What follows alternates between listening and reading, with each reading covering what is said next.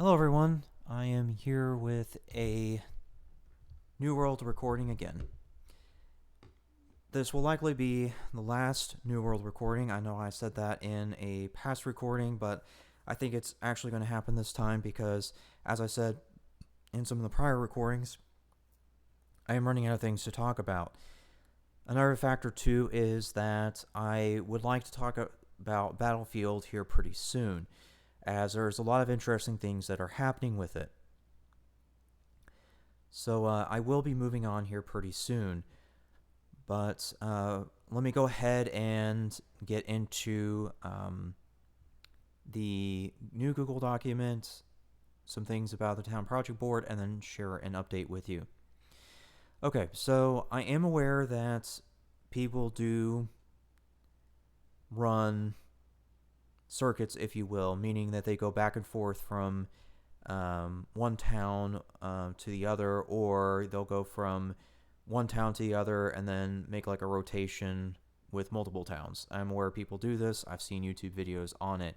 The reason I haven't recommended it or talked about it much is because it's something that I needed to test, and I have been testing it with my usual test group.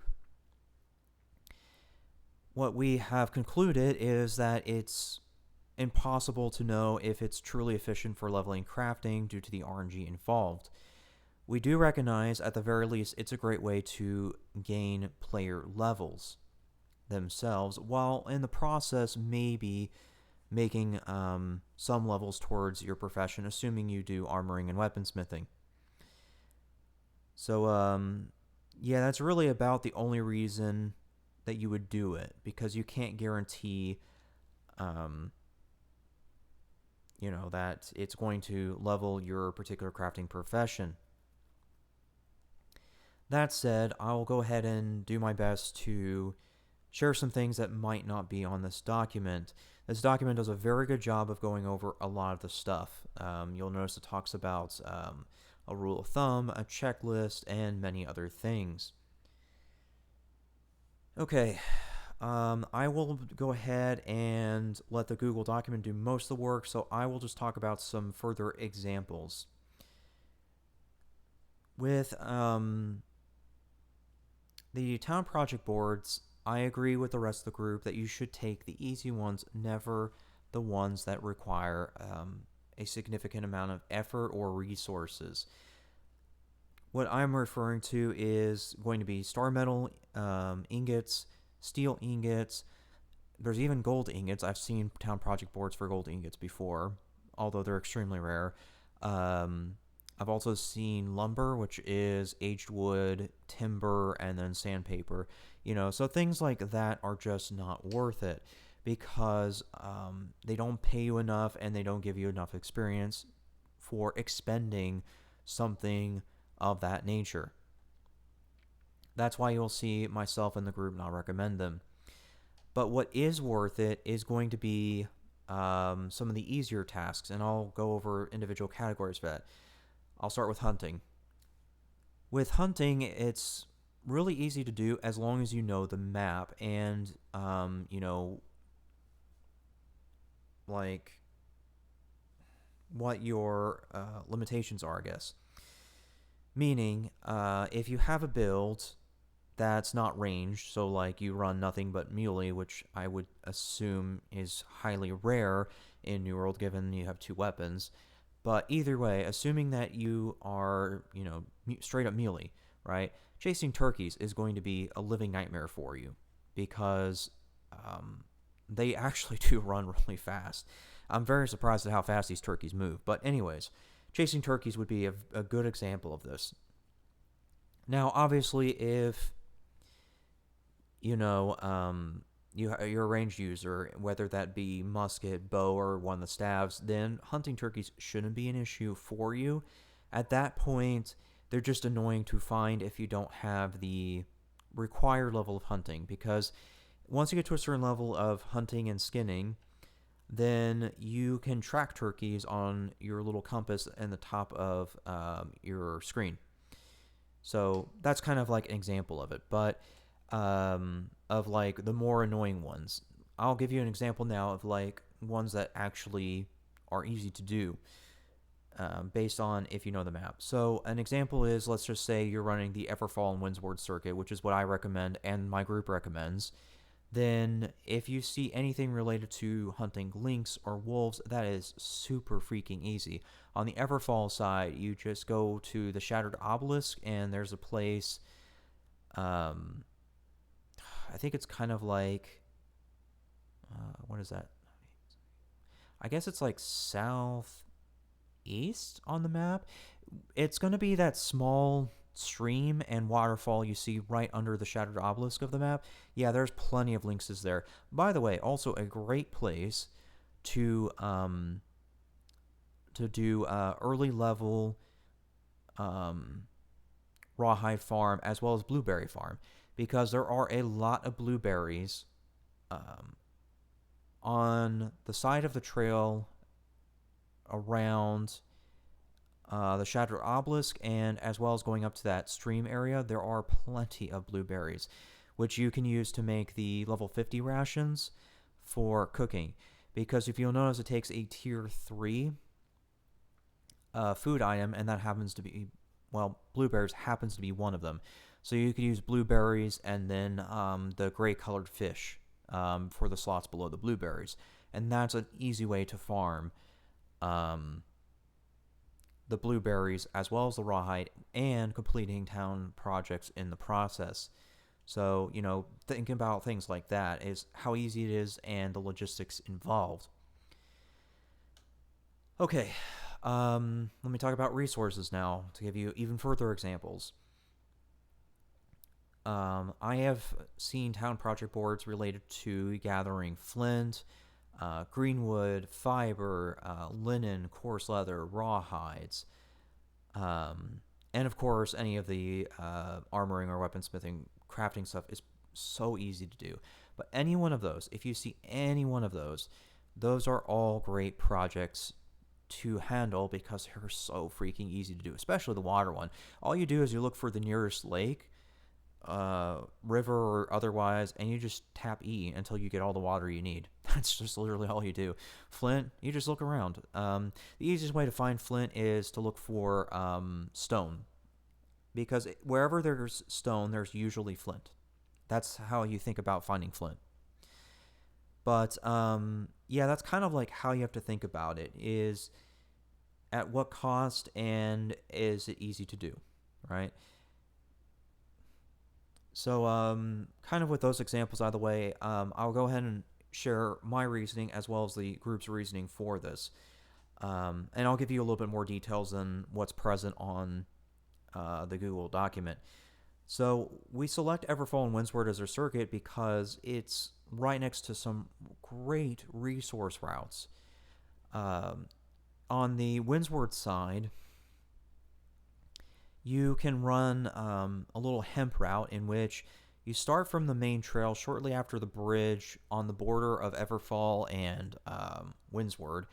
You can start that little trail, and then you can go directly in front of you, going towards the fort, but not going all the way around the fort. Instead of going around the fort, you go around that tower that sits in front of the fort in Windsward.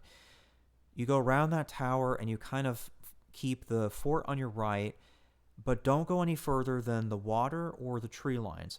If you can do that, you will see plenty of hemp to gather.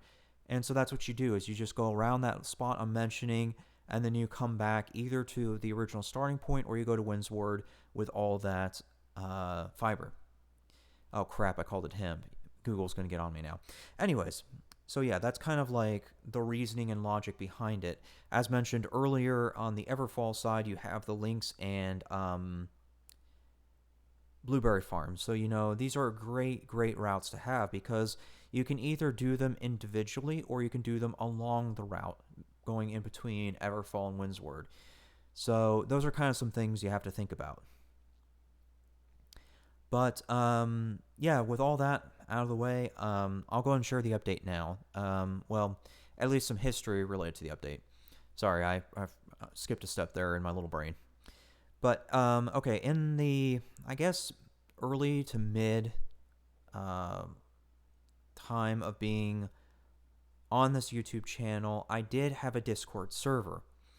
I did this to give people an opportunity to talk to me, ask questions, share some of their stuff, all of that. And I posted the Discord server invite in, I think, 8 or 9 recordings in total in their little descriptions. Even with all that, I only saw 6 people in total roundabout. But after a while, all 6 people left. They didn't talk, they just sat there and lurked. Which I'm not upset about, but I'm just saying that that's what happened. Obviously, because nobody talked and I put so much effort into it, I just focused my efforts elsewhere because to me it was a waste of time. Nobody really took advantage of what I was offering them. So yeah, it was kind of disappointing. It's certainly not upsetting. I get it. People chose to do other things, and that's fine. That's their choice. But it is a little disappointing to me because I went out of my way to say, hey, here's something awesome. Here's a great way to reach me and all that, and nobody took advantage of that. So that's kind of like the history of it. So now let me get into the update. But first, I'll tab over to share that update with you.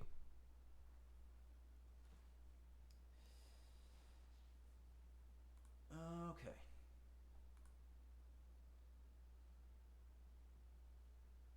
Yeah, here we go. Okay, good. Okay, here's the update. I have created a Guilded server. My reason for creating a Guilded server is because I do anticipate that the same thing is going to happen to me again, in which I create a server and nobody takes advantage of it. So my attitude this time around is I'm willing to give people a second chance to take advantage of that, but also giving them an opportunity to check out Guilded for themselves. Guilded has a lot of cool features and is just better organized. So I want to give you an opportunity, even if you don't take advantage of all the stuff that I'm offering, the opportunity to look at Guilded for yourself and to see why I recommend it. Obviously, the organization and features isn't the only reason I recommend it, and I'll quickly get into that, but I won't get into details because I want to protect everyone involved that isn't the main target, I guess you can say. Okay, so there's been an ongoing incident, and it started within recent months, so it's been going on for quite a while. I wouldn't say maybe a year, but the incident has gone on for quite some time, and I've kept tabs on it just to kind of see if there's been any updates or anything like that. But so far, the issues persisted, and there's been nothing done. So what has happened is this. There is a confirmed child predator on Discord and a streaming service. I won't say which streaming service, but I will say that it is a streaming service. They have a stream there, which they stream from, and they also have a Discord server in which they use this server for talking to people and also grooming children. It's disgusting, I know, and don't worry, people have tried reporting it. And in addition to the reports, someone took the time out of their day to create an entire Dropbox equivalent of screen caps showing all the disgusting texts between this child predator and the children involved. Despite overwhelming evidence, Discord and the streaming service have not removed them from their platforms. Yeah, it's just terrible to see. And so, Discord has done a lot of things wrong, and this was, to me, the final breaking point. Or I guess you can say the final straw. Once I saw all this going on for as long as it have, I was like, you know what, Discord, I'm done. I don't care, how much money you're worth or anything. If you cannot take action against a violation of the law, at this point, it's gone beyond Discord terms of service. It's a violation of the law. If you can't take care of that, then what will you take care of? So that it was kind of like my final straw, and my reasoning for now recommending Guilded over Discord. Obviously not that instant, but everything prior to the instant. But the instant was certainly the breaking point. But yeah, so I am definitely recommending Guilded now. But anyways, long story short, let me just show you some of the features while I have time. Starting with groups.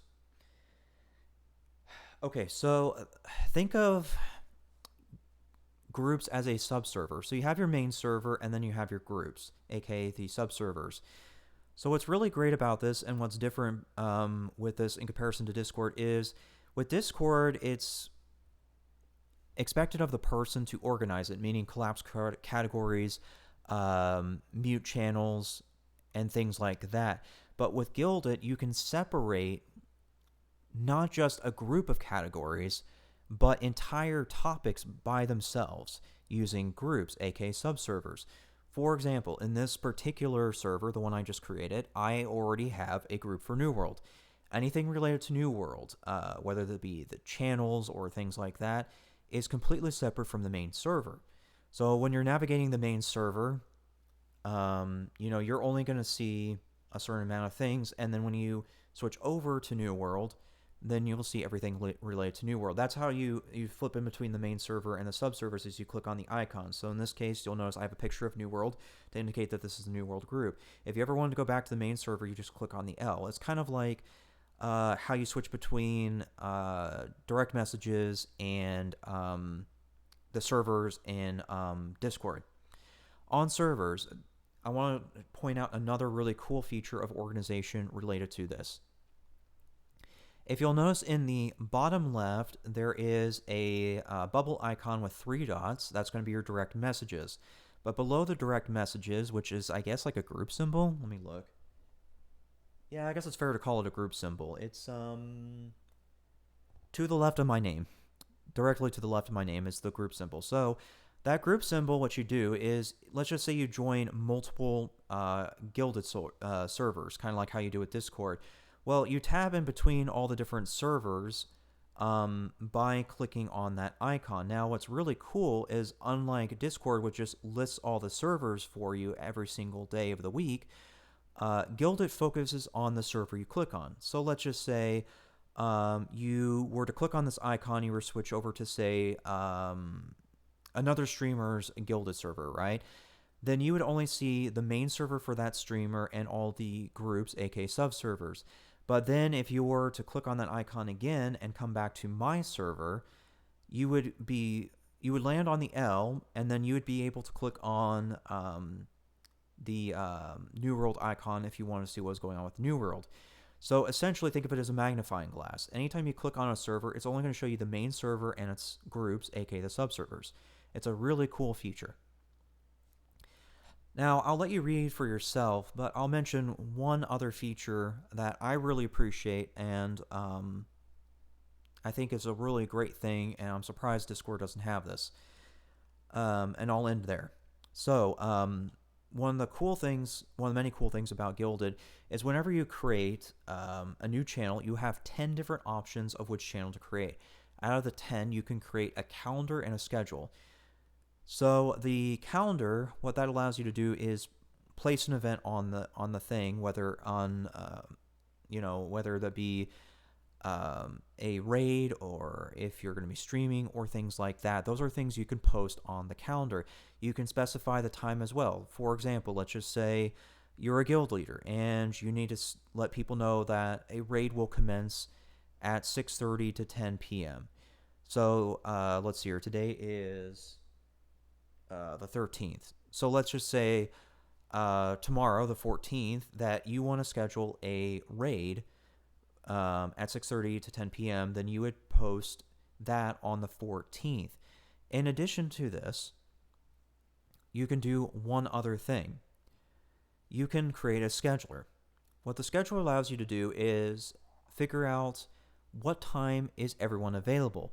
So if you're a streamer and you want to know what time zone, or I guess a better way of saying is what time is more feasible for everybody, then you can just throw it out there and let people show you their schedule. You can accumulate the information from all these people and then figure something out from there.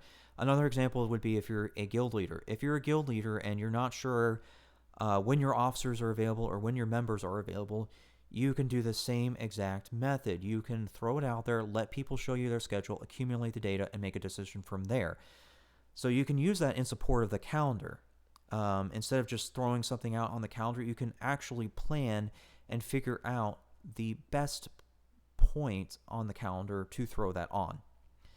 Guilded is an insanely awesome service, and I hope that you'll join me in this journey. And if you don't, I hope that you at least check out Guilded for yourself using my server, and then maybe at some point join another Guilded server.